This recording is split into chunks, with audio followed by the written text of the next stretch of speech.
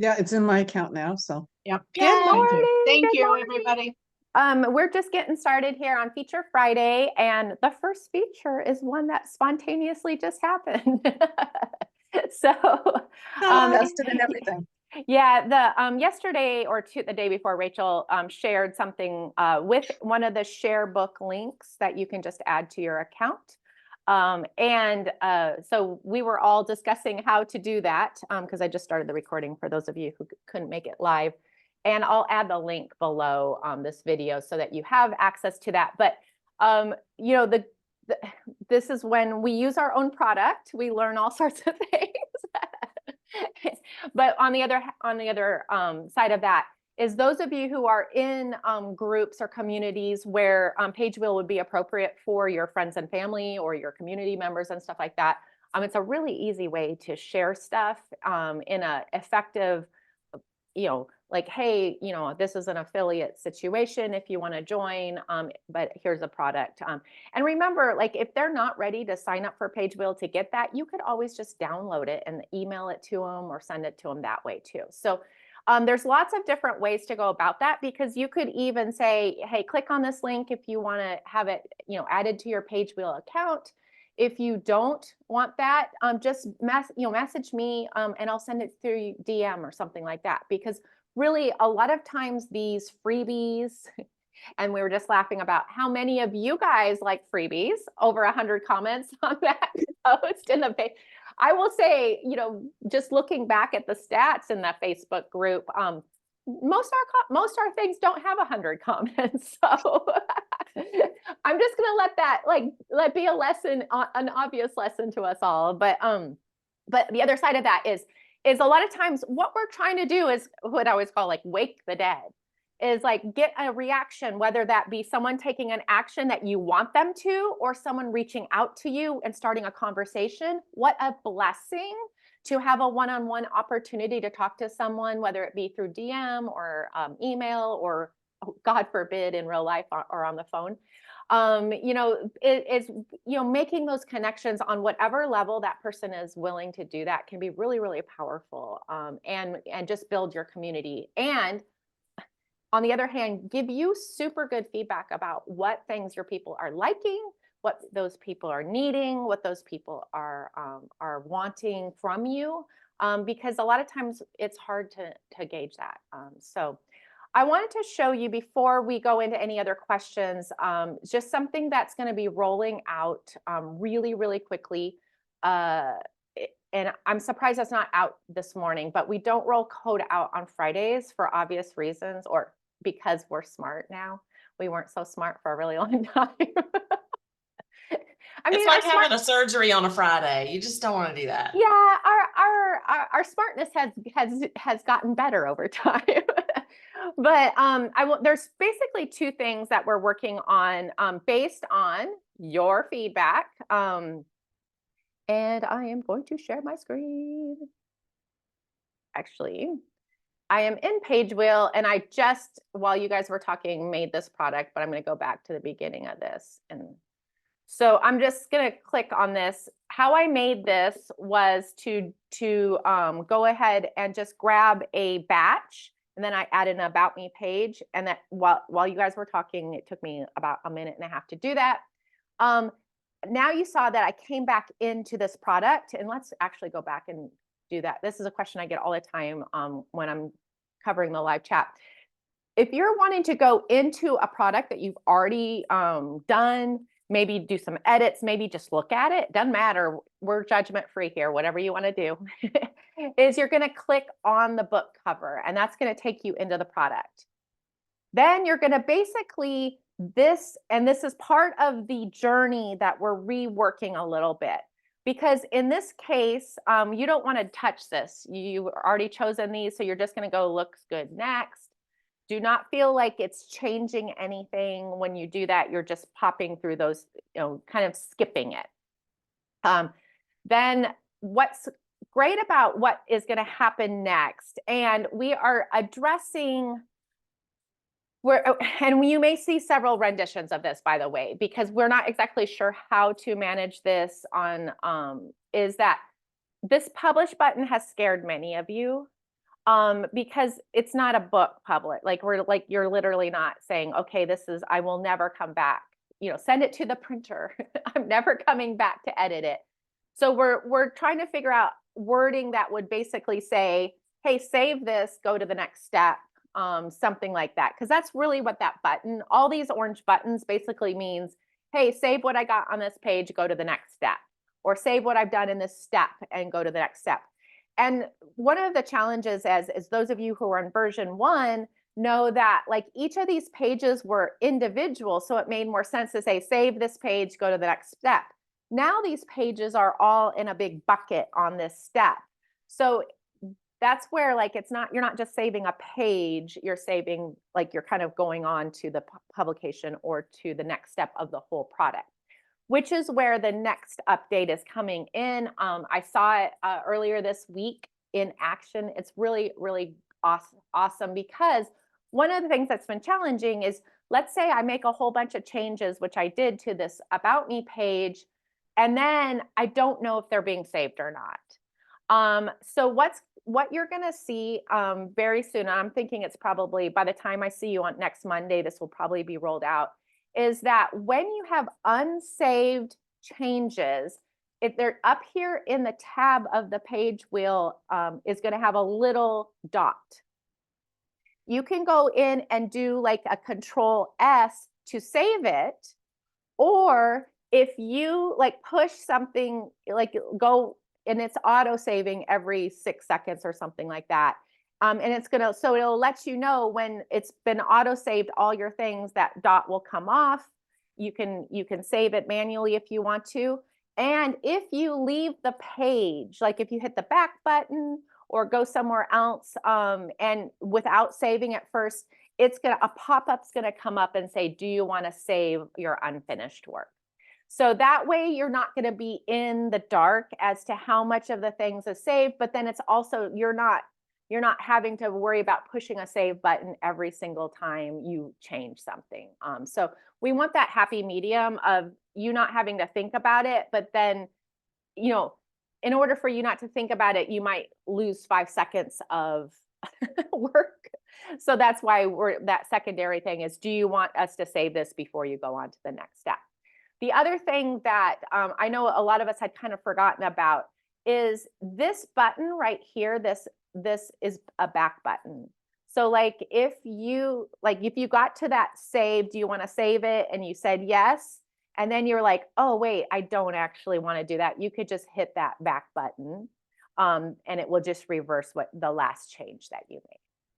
So I know, it's just like an undo button. It's an undo button. Okay. It's been sitting up there and I just haven't used it or even thought about it. So I thought I'd mention it in case you had done the same. So that save functionality is going to be on the page editor, and then it will also be on the website delivery page, that kind of thing. And I know that they're also, let me just look, let's go through and see if the other thing was the feedback from last Friday was that the editor on the email was, it looks like, so they're going to be adding that same editor that we have in the other parts of the system. They haven't done that yet either. One of the things is these two are pretty major changes. So we obviously want to make sure everything doesn't break when we push it out. So that was one of the challenges that they've been working on behind the scenes. But that editor will pop up in this section very, very soon. So lots of good things that are happening. And thank you for all your suggestions, because all of these things are because of you guys saying, this is what we need. I'm so confused. You've confused me. Yes, update, save. Yeah, and the challenge is like, if you're going through it the first time, those words make sense. But then if you're coming through the second time, or you're coming in, popping in, like we're trying to figure out like kind of that what makes sense, even if you're coming in for the first time or the third time, as far as you go along that. But update, say like /saves is great. You need a magic word. Yeah, Yeah, so it is it is, the thing is in most cases, your work has been saved.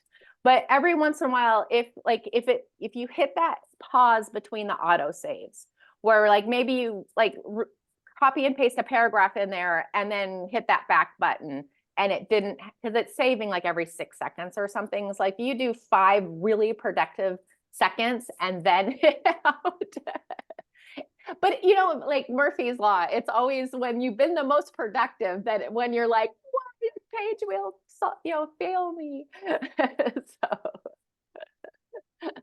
all right. So that's what we have coming up. Watching next week. And I will be back on Monday. Hopefully we'll be able to see those things live. But if not, it will be probably my, early next week that all those things go forward. So Quick question on the saved photos. yes.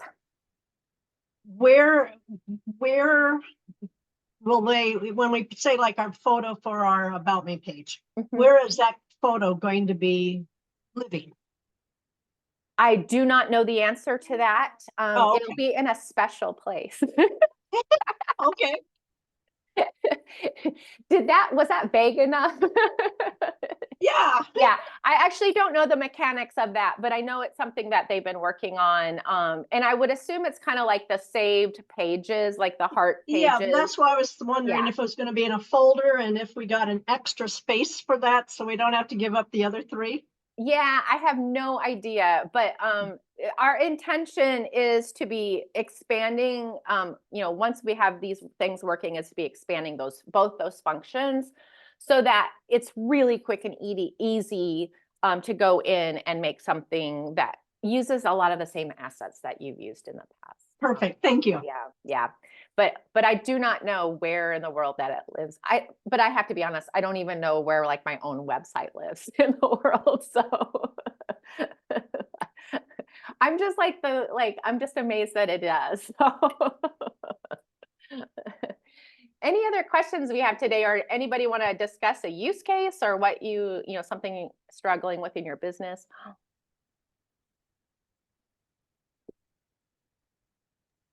So I have a question for you. Sure. Good to see you. Yeah, good to see you. I've got a phone call. Let me answer that and then we'll be back. Okay. No worries. I'm sure you can still go for it, Kathy. Yeah. Somebody had said that they were going to do a video for how to use the Zap.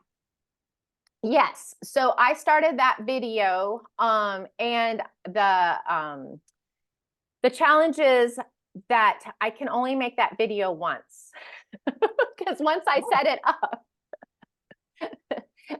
So, and I did not not knowing that, so I need to figure out the other side of that, of how to disconnect everything and come back and make that video again.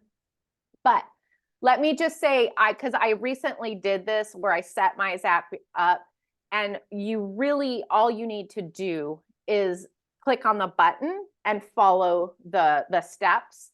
The cool thing is we have and I didn't know any of this beforehand, but we're connected directly into the API of some of the major things through Zapier.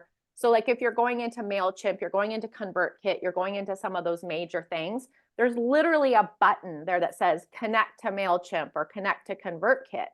And so at that point, like all I did was I just kind of answered the questions. They're a little bit confusing every once in a while, but the connection with Zapier has a little question mark, and this isn't from Pagewheel, it's from Zapier, where a lot of the little videos will pop up and tell you what you're doing or why you're doing it. That's improved. Yeah, so it's much better than like version 1 when we weren't connected in through the API. So I would just say, if you are doing a simple connection of just importing your email, the people on your list into your email, then you literally could go through, follow the steps, and you could probably do it in less than 5 minutes and have it successful. One of the things then I would recommend you do is go to one of your opt-ins, opt in, and then it's going to take, it took about 5 to 10 minutes for it to show up in your email account. Yeah, because Zap I think has up to a 15-minute before Yeah. they refresh. So what I would just do is set it up. And if you're just doing a simple setup, you can do this today. Do not wait for my video. Because that and I'm just saying that because my life is kind of crazy Yeah, at the moment. yeah, totally. But yeah, it's very, very simple. Don't be scared. There's videos that go along that you can do it. Worst case scenario, it doesn't connect, and then I get you a video that will help you connect it. So, so go ahead and go through the steps. One of the things that I wanted to then see is how we could segment like beyond that. But for most of you, that's not even what we're dealing with right now. It's like, it's enough to get them into that big bucket. So that's, I would say, first thing, what we're working on is I want to be able to know exactly how to show you how to do the segmentation on top of that. Yeah, Yeah, and because so that's that's what important too, is I the had to go segmentation. back to our people and say, how do we have these differentiated so that Zapier and on the other end, the mail client knows that. So I'm still working with them a little bit on that second step. It probably can be done right now. I just I know nothing about Zapier, and I'm telling you, I was able to connect it without, Yeah, I used to connect it wondering. before to my other one, but it was always a challenge because you had to connect it to the right thing. Yeah, And this so- is very, very simple. So if you Okay. have not done that, yeah, I would encourage you just to go do it, because there's really there's no downside to it. It will take you 5 minutes to get to those to just dump into your email client.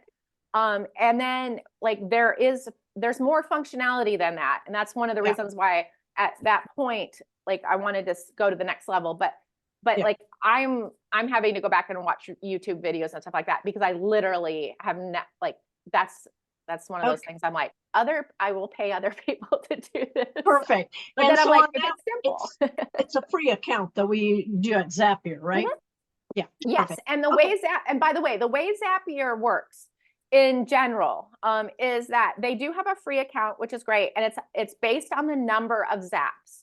So if you're and basically one email to one, is like one simple zap, and I think the free account may have like 100 a month or something like that. So if you have an opt-in or a sales thing that's selling less than 100 a month, you're probably going to be fine with a free account.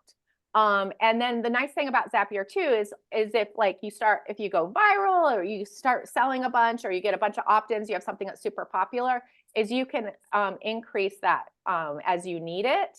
And then you will be able to, and what I love about that is that you're not really paying for it until you need it, and it's actually making you money. So that's really, really good too. Awesome. Thank you so much for answering that. I appreciate it. And I'll have to go back and check. I think I did it. I'm pretty sure I did it, but Deanna actually will have to verify that they're actually coming in. I don't think I did it right, but I did it a really long time ago. Yeah, if you did it in version 1 back when I think it's a better process right now. And the reason why I haven't made the video the second time is that once you've connected it, you may have to go back to Zapier, log in, and disconnect it from that side in order. Oh, okay. Yeah, in order to redo it. So, Okay. and I start just from haven't. scratch, wipe it all out. Yes, because what happens and then this is a little bit freaky, but I talked to the coders about this just to make sure. But so once I have connected my Zapier and I'm logged into Zapier, basically any account I go into, I see my Zap. Does that make sense? So if you're working with a client and you happen to log into their account, and you'll see it kind of freaked me out because I was impersonating some of you on the help side, and I'm like, I go in there, I see my Zap, and I'm like, oh my gosh, my Zap is in every single one, and they're like, calm down. They're like, it's because you're logged in, and it's the way the API works that it makes sense if you're logged into Zapier, and that's why you can't physically remove it from our end because you're logged into Zapier. You need to go into Zapier.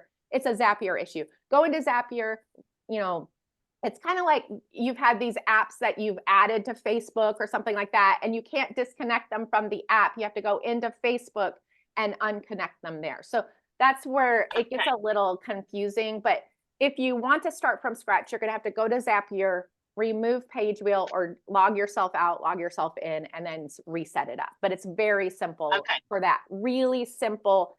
Here's an email. I want it in my list. That is a very simple situation. It's going to get a little more complicated if you want to do tagging and stuff like that. And that training is coming as soon as I get my act together. Honestly, I think I've been overthinking this. I'm just like, I'm at the point now where I'm like, forget about the list and the tags and all the things, and just send this giant email list every Just talk to your other people. day and just Talk to go. your people. Yeah. Don't over. I got another feedback this morning. She said, thank you so much. I just love your emails. Nobody's even noticed that I went to 3 days a week. See, it doesn't matter. It's about what is sustainable for you, what what makes it easy for you to connect, and that it's better. Right. You're And better for now, off this is what I can do. Right. Exactly. Yes. We So, bought a house last week. So yes. I mean, yes. yay and oh my gosh, all at the same time. All I can say to anybody is I'm just going to send a blanket PSA. Walk through your house right now as if you're moving and ask yourself, do I love this thing enough to pay someone to move it? If you don't, go ahead and get rid of it now. Or you could just put it in storage units that you don't visit and you hope burn down someday. No. Sarah Mueller would not be impressed. No. Marlene, are you ready for your question? Yeah, sorry, I was pinch hitting for family, neighbors' kids. So he was calling me to tell me I wasn't needed. So that was good. Yay, priorities. I love it. So two things, if I can remember both of them. I made an attempt at my lunch and learn this Wednesday, and I didn't have everything. So anyway, good trial run. Got to walk through that. Most of the people who had signed up couldn't get on because they didn't get the link. So I think what I'm going to do, and I just want to run this past y'all and see what you think. I think I'm going to just rerun it, the whole thing again this next Wednesday, and just do it again. And I'm working on getting that Zap set up so that the names go into my CRM and I can begin emailing them regularly as well. But I just wondered if you guys had any thoughts or additions or corrections on that, because I'm trying to get this set up so that it works well the next time. And I'm planning on doing several of these throughout the summer. So this was a good trial run, but I'm hoping every time it will not like be that I do it 2 times each. Any thoughts on that? Or do you think in your delivery email? Did you put the Zoom link in your delivery email? Yes, she did. But the problem with the delivery email, it comes from no reply. And so to find the delivery email, because I happen to be helped with it on it with her. And at the last minute, I had a real hard time finding the link. And I had to go back, and because I typed in her name, I typed in her business and my emails, and none of it showed up with a link. And then I thought, okay, I know which day I signed up. So I went in on that day in my email, and then I could see it says no reply, but then it says something I could tell it was from her. So I opened it up and there was the link. So it really brought it to my attention that when we do these things, we need to follow up with a personal email from our business account to them so that they have the link. Because I kept getting, she was really good about reminding people to sign up, and up even 10 minutes before she sent out, in case you haven't done it. I mean, I almost went in and re-signed up just so I could have the link. So up until then, I hadn't realized that, oh, wow, that's an issue. And so I think it just is something that we all need to be mindful of as to, and that's why I asked the question about the Zaps, because I knew Marlene was wanting to get her Zap going. And let me just take a step further too, by the way, like, let's say worst case scenario, you have 10 people sign up. You could literally go in, just copy those emails and send them from whatever email you send. It doesn't have to be a fancy email from your business account or from your ConvertKit or from your MailChimp. Like, you could, like that, if that's the quickest and easiest way to get somebody the link, like you don't have to be all fancy. Okay. I did a lunch and learn and it was paid and I had a Zoom link too. So I put it in the PDF, put it in the everywhere. I put it in the email that came from no reply. But then I grabbed all the CSVs from those and told them to expect another email from me with like, it's coming soon. And then, an hour before and 4 hours before, every one of those had a Zoom link in it too. So eventually, and even still with all those, you're going to find people just don't make it, even though they've paid. Well, and Kim, thanks for They get remembering that, because when I did my lunch and learn, I had the link right at the very top of the handout. And I forgot to tell you that, Marlene, that's how I had done it, because I was sitting there trying to figure out, okay, how did I make sure everybody got my link? But that was one of the other ways. And then, because most people will at least look at it, and because the link is blue, it stands out. So it helped them remember, oh yeah, that's where the link is. Mm-hmm. Yeah, we talked about that that was a long time ago, Kim. We talked about doing that.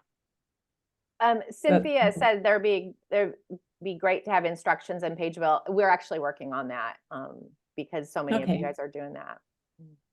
But yeah, you can't overdo it when it comes to reminding them. Like, no one's ever said, oh my gosh, you sent me that link 5 times. And then to set your own expectations, by the way, if you're running a webinar, and somebody signed up previously, that there are a lot of situations where your show up rate in 30% or higher could be really, really amazing. So don't feel like if you sold 10 and not all 10 of those people show up, that you're a failure. If you get 2 people to that out of 10, celebrate life. And I always like it. Like, even if you have 1 person, at least because I've taught to a empty room before, which, there's no shame in that, but it's harder than if you had 1 or 2 people there to interact with. So if 1 or 2 of those people show up, just embrace them, celebrate them, teach to them, because it makes your life easier not to have to teach to an empty room. But don't feel bad. Think about how busy you all have been this week. And if you had something that you really wanted to do, many times, even if you had the best intentions, you wouldn't have been able to make it this week. So even if, and especially if it's a free event, people just don't have the skin in the game if there's no money involved. So you're a homeschooler. I learned this when I was homeschooling. If I charged it's $2, right? They would show up. If I didn't charge them $2, maybe not, right? So what that's good advice. What I'm trying to do is just get a little bit of, experience and a little bit more people in my pipeline, so to speak, that can give feedback and just, help me fine tune what I'm doing. But then I am curious what some of you are doing as far as prices, so that they do have a little skin in the game. Is it like a $4.99 item and that's at least enough? Or Marlene, what are you selling, or what are you giving away right now? What is so I'm doing a lot on fermented foods. So this one was on how to make your own homemade sauerkraut. It's one of many, many, many things that I have in my homemade recipe book, which are all the homemade remedy things that I've used to stay healthy over the years in East Africa. And that's what I really want to do the whole summer. And then at the end, I'll have, a whole bunch of Zoom meetings that are recorded that I can package together and sell on Evergreen. That's my goal, right? Yeah. I love this plan. So that's my thoughts so far, but I'm just fine tuning it. So I would love some feedback. I even have questions on, when you record it, I had slides. Kathy is going to laugh about this too and say, No, I'm not laughing. I'm just smiling with you because you're bringing it up, and that's great. Yeah. So I did slides, and I like my slides. I need to tweak them a little bit, but anyway, I've done lots of speaking before. So I love doing this kind of thing. And I had PowerPoint slides, but when do you start to record and when do you stop it so that it is a packageable thing? Do you leave out the Q&A? I let the record go, and then I had just my slides were down. I pulled my slides down because I couldn't see the Q&A and who was on the screen. But then I guess one of my questions is, when you record something and you possibly sell it later, if we were to record the screen right now, on my screen, I see 4 of you plus I see like 5 people right now. So is that a bad policy? I would just love some feedback on all those sort of things. Well, I'll start with that, and then I know multiple of you have answered that. So in my world, in order for me to get it up and launched, I can't edit it. It's just too much for me. So Yeah. but I speak to that in my brand is, hey, whether you're live with us today or you're coming later, you're being treated exactly the same. We're going to let everything hang out. And so it's very casual. I have not been hurt by that. I'll just say that. But it is not polished yet. And I'm going to start the video and we might have some chatter. I usually try to start with some sort of entrance or some sort of like I did today. Hey, we were just having a conversation about this, like let them into the group. Like they just arrived. But then after that, I love leaving the Q&A because if those people had questions, I just feel like we all have the same 10 questions in life. So like if they have those questions, and then I also feel like if you have a place that they can interact with, like maybe this video is in a place they can leave a comment and ask an additional question, it gives them more of oh, she's open to answering questions if they saw how happy you were about the questions that you answered on the video. So that's just my 2 cents, but I know that there's some other, Kim, why don't you talk about your experience? Well, they see that you know your stuff too when you do a Q&A, and I leave mine as well. I'm like you, I'm not polished. I am not Martha Stewart. She's got a team, she's got money. I do not. I'm like exactly the same. I record it. I do have editing software, so I usually will, or maybe if I'm going to edit anything, it's the 30 seconds of zero time in the beginning and then at the end. But I leave the Q&A because I think it offers a lot of value to people. And they start to feel like, oh yeah, look, somebody throws a question at you and you've got an answer that they may have never thought of. And a lot of times those questions are things that we think it's obvious to everybody, but really it's not, right? It's obvious to us, but that's because we've been in this for so long. So you're like, oh, but those Q&As are really great for you for creating new content, but I just leave it. I'm just like the fastest way I can get it out. I think I learned from Holly before I ever met Holly. And the other thing that I always would do is have some Q&As ready, some questions ready that I know that the general public would probably want to ask. Maybe they'd be too embarrassed to ask them. And those are ones that I always in the email that I reminder, I say, hey, if you can't make it and you have any questions, make sure and reply back. So you don't have to say that. So you could just basically say, well, I have a couple people that couldn't make it. Here are the questions, and I'd really like to answer them because you might have the same questions. And so it works out better because as a person in the audience, I felt like, oh my gosh, I've got to figure out what kind of questions should I ask Maureen that other people, because she was almost ready to let it close without anybody asking a question. And I knew that people on it would want to take and think about, they probably had some questions. Yeah, I love what you're saying, Kathy. And I do the same thing, especially if it's a new community. Like with you all, like you're going to have questions. In fact, I'll tease you to death if you start not having questions. But like, the first time we met, you may have been intimidated or felt like your question wasn't good enough. And so like that, so be conscious of that. And especially if you sell 10 lunch and learns, 2 people show up, you can't make it their burden to make the Q&A amazing. So, it's almost like being a hostess at your own event saying, hey, I brought some questions that people emailed me or I've been asked in the past. I'll go through those. And a lot of times if you seed those, then they feel like, especially if they're simple questions, and that's really the best questions, is then then 1 or 2 of those people might actually feel comfortable and to join in. And that's a really, really good sign. What about you, April? Yeah. I totally agree. I want to say something. Go ahead. Yeah, I totally agree. I think the Q&A sometimes is even more impactful. I know one of the ManyChat thing that KJ and I did, and I'm about to repackage that and really push it out this week because this week it's Friday.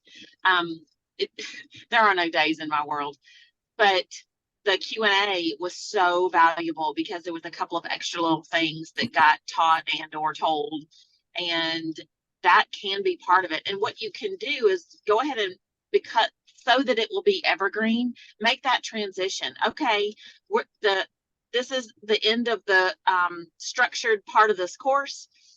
We're going to transition over to Q&A now. You know, if you have to leave, that's fine. You can always come back and listen to the Q&A. And, you know, it just kind of is an extra little thing. Also, I feel like when somebody sees the Q&A later and they missed it, they go, ooh, I'm going to make sure, because I've had people email me and say, hey, please give me a heads up next time you do any lunch and learn. Like, they don't even care what I'm teaching now at this point.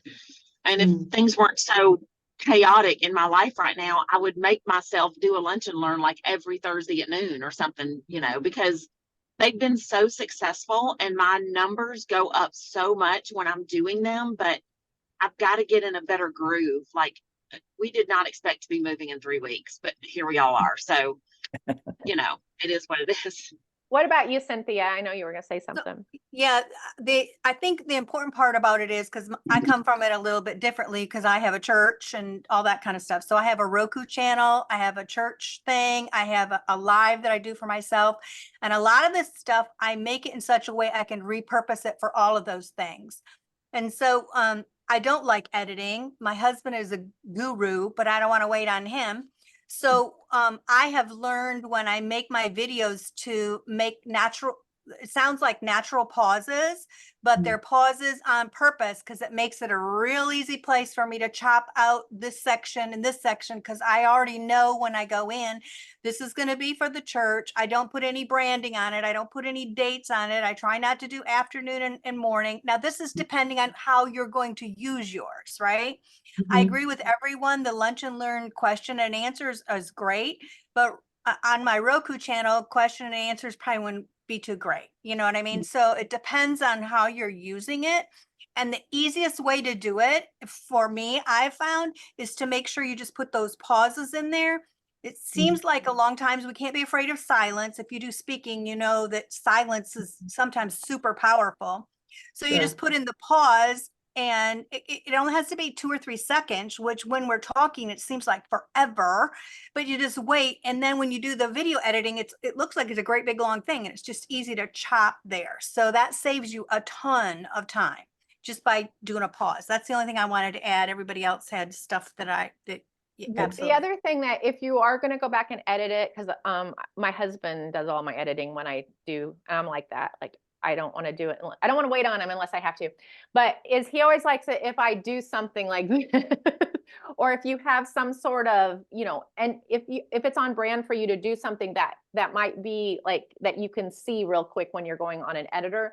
The other thing I've done when I have like maybe I have a really good training in the middle of, you know, like a Q&A or something like that. And this happens every once in a while. Will someone ask a question that was really popular?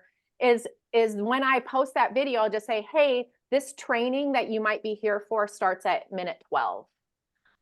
Because, you know, and so that, you know, a lot of times what will happen, someone will go start at minute 12 and then they'll end up either rewinding it or keep going into past that training.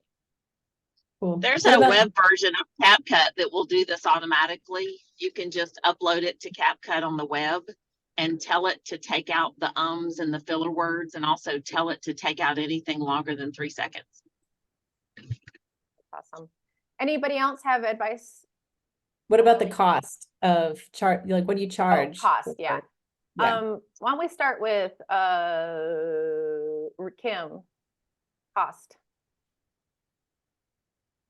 I like to start low and work my way up. I feel like the longer it's out there, the more value I can add to it. So I will start with $4.99 and see how it does. But after, well, like I started off with, I have a craft room organizer. I started off selling on Etsy for like $9.99, and now it's up to $37.99 because I know it's really good. My people know me better. So I like the idea of $4.99 or $5.99 will get them in the door the first time, right? Like, you know, it's not so hard, but once they cross that line where they've spent some money, you now have a paying customer, which is a totally different animal than someone that's there for free, right? But then they understand your value, and then you can charge more next time. And they're like April, they'll be like, I don't care what it is, I'm coming to your thing, you know, because you give so much value and you answer all my questions and things like that. So I go with like start low and add up. It's very hard to start high and then reverse your price because the people that bought at the higher price will get mad. But if they bought low and the next time you offer it's higher, they're like, I am so smart. I got it the first time, right? So cool. Kim, I have a question about that. You said you raised your price. Is it the same recording or did you recreate it as it went up with more information? It's still the same thing. Yep, it's because I Awesome. know that of it, but I know they don't know that yet, right? So I did the first one, got the feedback, got some reviews, and then up the price.